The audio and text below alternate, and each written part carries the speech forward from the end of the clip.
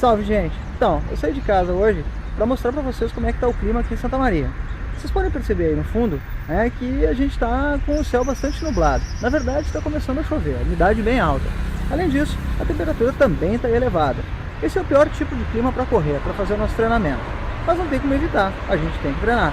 Bom, você já passou por isso? Quer saber como lidar com esse tipo de situação? Então sai daí, está começando o nosso programa.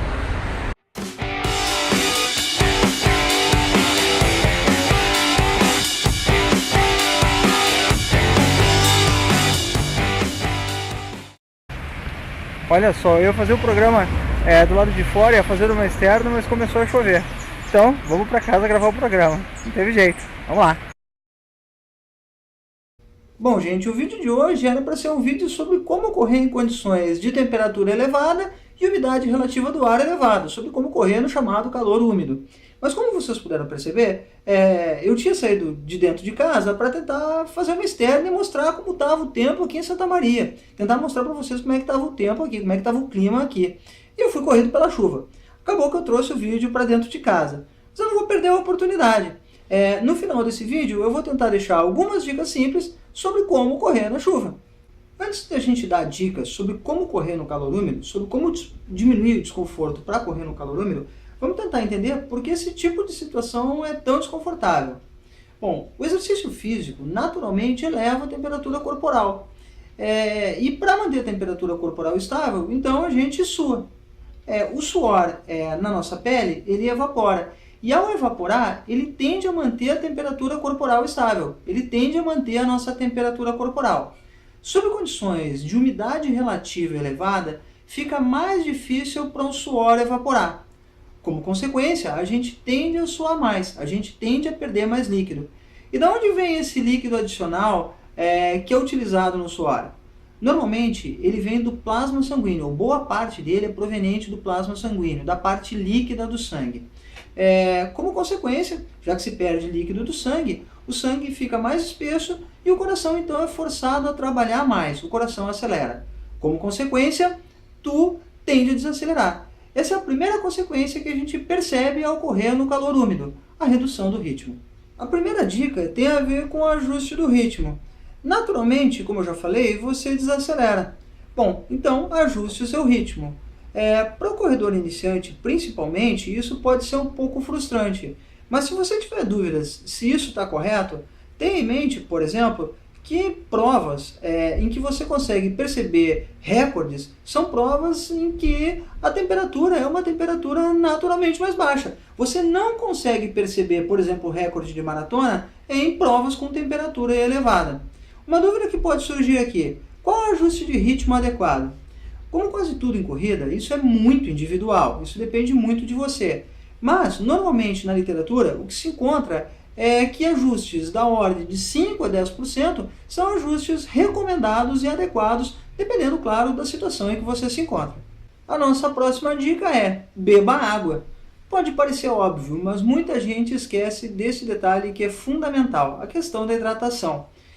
A hidratação é um processo bastante complexo, mas uma dica que você pode adotar é beber de 2 a 3 copos de água 30 minutos antes da sessão de treinamento. É claro que você deve vir mantendo uma hidratação adequada. E como é que você pode ter um parâmetro da sua hidratação?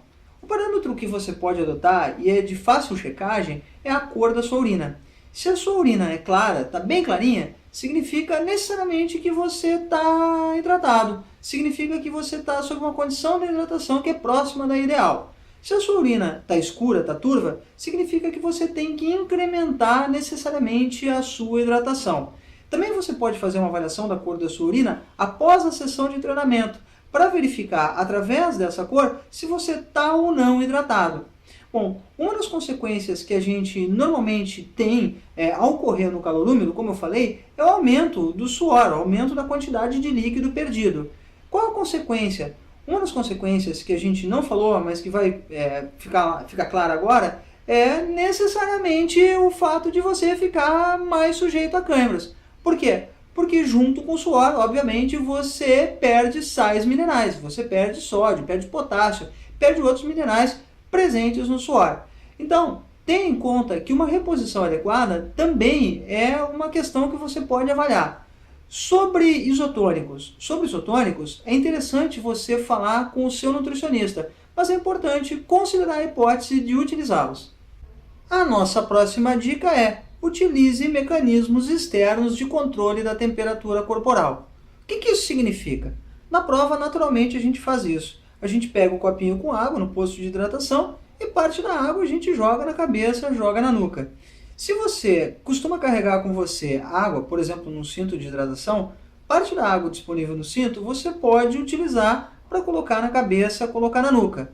Mas atenção, mais importante do que jogar água na cabeça ou na nuca é beber a água. Se você tem pouca água disponível, prefira beber do que jogar água na cabeça ou na nuca. Uma outra coisa que você pode fazer é planejar os percursos de tal maneira que você encontre no meio do percurso da sessão de treinamento pontos de hidratação e faça pequenas pausas para promover justamente a hidratação. Pausas pequenas, pausas de 30, 40 segundos, elas não vão prejudicar o teu desempenho, elas não vão ser prejudiciais. Então considere fazer essas pausas. Nas sessões de treinos longos, nos populares longões do final de semana, leve com você uma mochila de hidratação e dentro dela procure carregar gelo. O gelo vai derretendo, a água fica numa temperatura menor e, se necessário, você pode utilizar parte dessa água também para controle da temperatura de maneira externa, colocando um pouco da água sobre a cabeça, sobre a nuca. A nossa última dica é: aclimate-se. Não tem muito o que fazer. Pode parecer até um pouco antipático, mas não tem muito o que fazer. Tem que se aclimatar. Isso leva um certo tempo. Isso é muito variável também, mas esse tempo é de cerca de 14 dias. Eu, particularmente, poderia tentar fazer alguns treinos em esteira, mas eu não gosto de treinar em esteira, não gosto de correr fechado. Eu prefiro fazer, então, um treinamento na sombra, fazer um treinamento em trilha, que é uma alternativa viável. Como eu falei, leva cerca de 14 dias para a gente se aclimatar. Nesse período, tente diminuir o ritmo, tente seguir as dicas que a gente deu e espere pelos resultados. Naturalmente, o seu corpo tende a se adaptar. Na dúvida, lembre-se dos atletas de elite, os atletas que competem. Eles normalmente chegam nos locais das provas um pouco antes, alguns dias antes, justamente para se adequar às condições de temperatura e umidade do local, justamente para que no dia da prova eles consigam ter o melhor desempenho possível. A mesma coisa vai acontecer com você. É natural que o seu corpo se aclimate. Bom, vocês não estão vendo lá fora, mas está chovendo. E eu vou terminando o vídeo de hoje, vou me despedir daqui um pouquinho e vou treinar, vou correr na chuva. Como eu prometi lá no início, eu vou deixar algumas dicas para correr na chuva. A primeira delas, boné. O boné, para mim, é parte dos meus utensílios de corrida, é parte essencial do meu equipamento de corrida. Eu não consigo correr sem boné. Segunda dica que eu acho bastante importante, atenção com os buracos. Se você está fazendo uma sessão de treinamento mais forte, se você está focado no ritmo, se você quer atingir desempenho, você pode colocar o pé num buraco que a água tapou. Isso pode completar, ou pode comprometer, melhor dizendo, toda uma temporada de treinamento. Então, muito cuidado, porque os pisos ficam mais lisos e os buracos eles desaparecem. Bom, além disso, não esqueça as questões de hidratação. Correr na chuva também desidrata, então beba água. Eu não falei anteriormente, mas qual a quantidade de água adequada? De 100 a 200 ml de água a cada 15 minutos de treinamento. Essa seria a quantidade indicada. Isso também é variável, mas é o que aproximadamente a gente encontra nos estudos por aí. Última dica para correr na chuva, e a dica que eu considero a mais importante. Você vai ficar bem se correr na chuva, mas chegue em casa e tire a roupa molhada. Isso é a primeira coisa que você tem que fazer. Você não vai ter problemas em correr na chuva se chegar em casa e tirar a roupa molhada. Não fique com medo de pegar uma gripe, de pegar um resfriado. Chegue em casa e tire a roupa molhada. Essa é a dica que eu considero mais importante de todas para correr na chuva. Bom, gente, no vídeo de hoje era isso. Espero que vocês tenham gostado. Se tu quiser saber um pouco mais sobre os assuntos que a gente falou nesse vídeo, dá uma chegada no nosso site. Eu vou deixar o link aqui na descrição desse vídeo. Dá uma chegada lá. De resto, gostou do vídeo? Deixa o teu joinha e te inscreve no nosso canal. Segue a gente nas redes sociais. Até uma próxima. Grande abraço. Valeu!